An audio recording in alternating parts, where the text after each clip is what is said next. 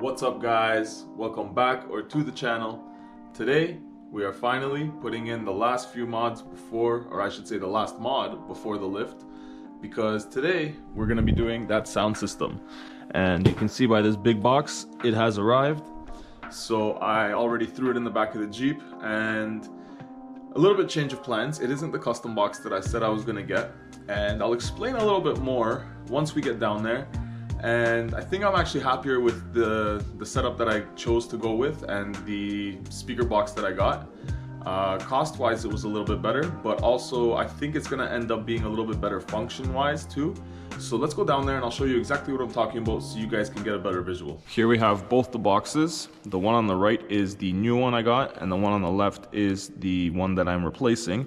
If you guys haven't watched that video, there's glass all in it because while I was sealing the box, it kind of had a mishap, or I should say the Jeep had a mishap. That window there smashed, it exploded, and I got glass all inside there. I'll show you a little bit better once I take this front plate, this face plate off. But yeah, not just that. It didn't actually seal properly because I didn't get to finish it properly because I was now dealing with the window. So it kind of rattles, it moves around.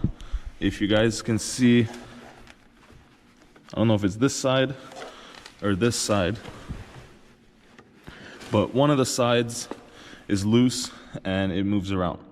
So I got this box.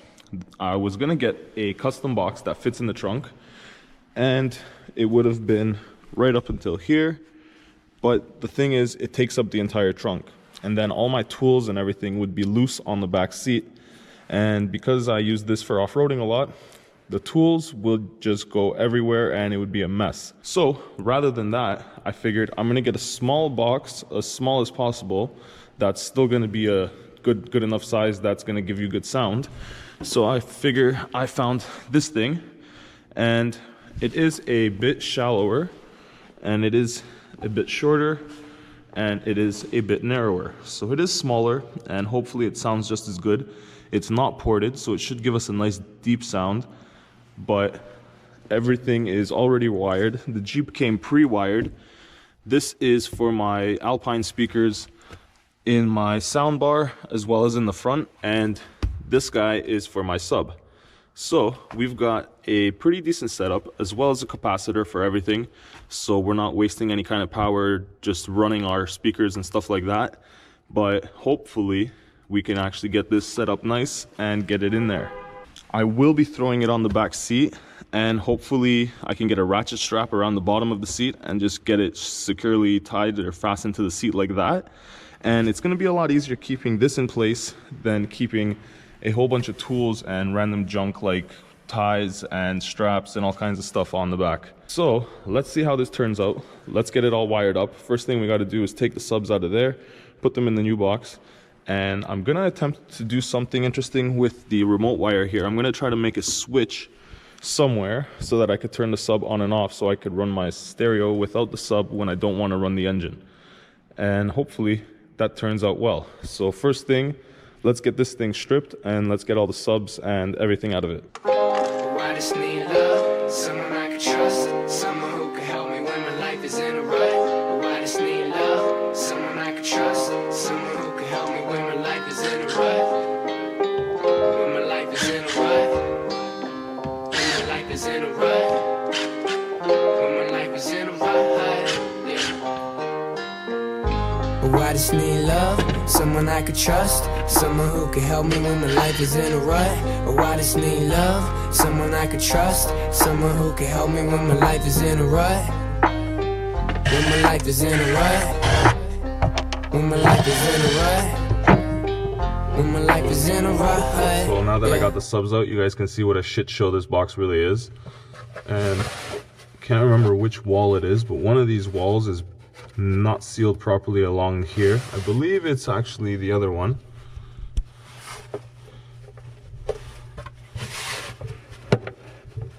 Yeah, you can see it.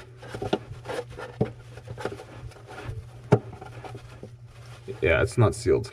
And once the actual subs are on, you can really hear it. It rattles like nuts. So yeah, you can see I kind of I smoothed it out properly here, but the rest I didn't get a chance to really do it, so I kind of just did it. I know it's ugly, but you can see all the glass in it. There's a piece, there's a piece, there's a whole bunch of pieces all scattered in there. And yeah, there's just pieces of glass everywhere. So this box is garbage. I'm not going to try to reseal it again. And oh, look what I found. Glass and roaches. And no, those are not my roaches, but apparently somebody was tossing roaches in through the vent over here. Yeah, interesting. These are not mine, by the way. I got these for free. And yeah, interesting. But let's throw them into the new box that I've got sitting right here behind me. And let's get rid of this thing. Let's see how they sound. And I'll show you guys what I'm gonna do with that remote wire so that we can have these on and off whenever we want.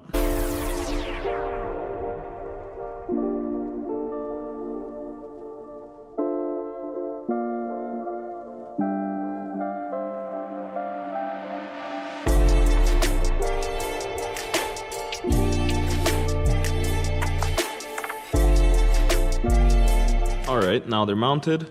And when I originally got these speakers, one of them didn't have a wire. So one of them has the pigtails on it, or the nice little connectors that you can just slide on, the spade connectors. And the other side didn't. It didn't have anything. So I had to get a wire and I soldered it. And this side, I just kind of put on the connector. Now I've got a lot of length of wire here. I'm not going to need all that wire. And this side I've got a little bit extra, and I don't want the wires slapping the inside of the box and causing a rattle. So this side, since it has the nice spade connectors, I'm just gonna throw a wire tie around it just to tighten it up. And this side will trim, we'll get the connector on there, and it should be good. So let's clean it all up, and then I'll take care of that remote wire.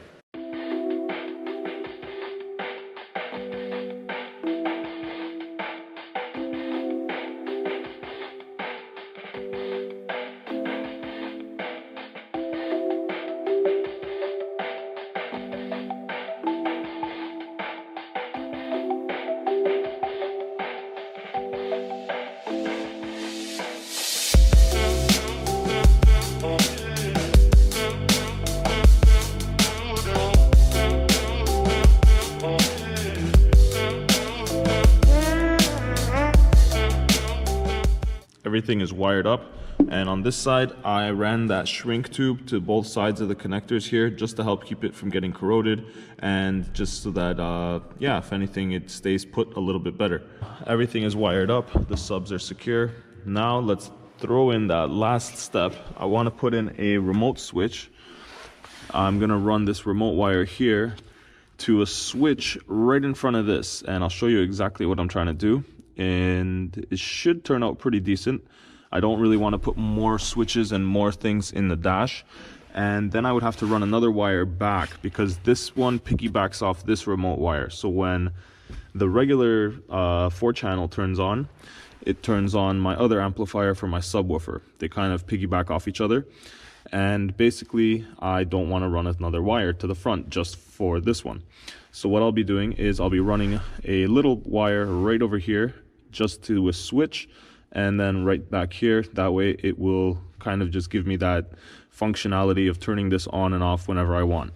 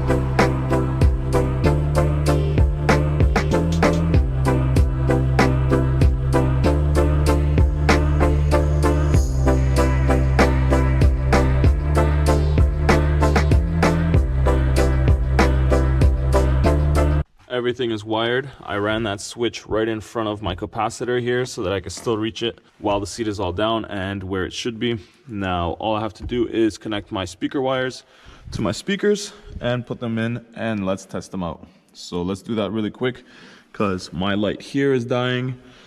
This light, this is the battery indicator. Usually it should say something. The light is still on and the battery indicator's been dead for about 30 minutes. So I don't know what that means. But yeah, luckily it's still going for us. So let's not turn it off. So when I just hooked them up, they didn't really want to work.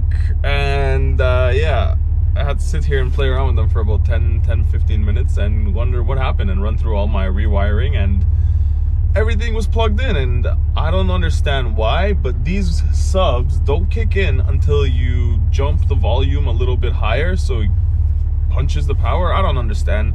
I really don't understand. I've had many sound systems, I've wired many sound systems, and usually they work pretty good. I've never used a capacitor. I don't know if it's the capacitor, if it's not getting enough power from the capacitor initially and I need to boost the volume so that the signal being sent to the, I don't know. I'm at a loss, but I got it to work. So right now everything is wired up as it's gonna sit. All I'm gonna do is throw a ratchet strap over the center just to keep it in place. I'm not gonna bother with that right now because it's already almost 1 in the morning and I just really wanted to see how it sounds and get it done. That light is still on somehow, but let's go and let's turn this on quickly and I'll play you guys a quick tune. And I do have my full subwoofer adjustment right here. So let's leave it at 5.